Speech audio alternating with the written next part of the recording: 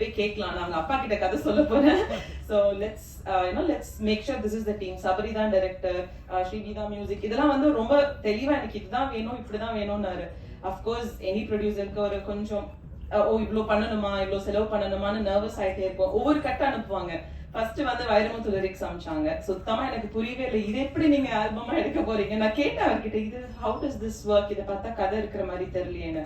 அப்புறம் திருப்பி ஒரு அடுத்த கட்ட அனுப்புவாங்க. அதுல நாங்க ஏதாவது கரெக்ஷன் சொல்லுவோம். இதுல ஜிவி பிரகாஷ் வாய்ஸ் இப்படி இருக்கே, நரேஷ் ஐயர் வாய்ஸ் இதுல இப்படி போடலாமா. அப்பதான் யாராவது ஸ்ரீவிலாம் எவ்வளவு தடவை என்ன திட்டினாருன்னு தெரியல. இவங்க என்ன வாய்ஸ் எல்லாம் மாத்த சொல்றாங்க அப்படின்னா, we all had our own fan moments because Naresh Iyer அவர் வரும்போதே சொன்னேன், பெரிய ஃபேன் நாங்க. so we're very happy he sang on this song. So I'm very happy that this whole team is very talented. Of course நான் உங்ககிட்ட சொன்னேன் வந்து she looked amazing on screen. Thank you so much to have accepted அவர் மகேஷ் சொன்ன மாதிரி to act with a new team. It's amazing. அவங்க Joseph and முத்து பத்தி சொல்லனா அப்புறம் திட்டுவாங்க.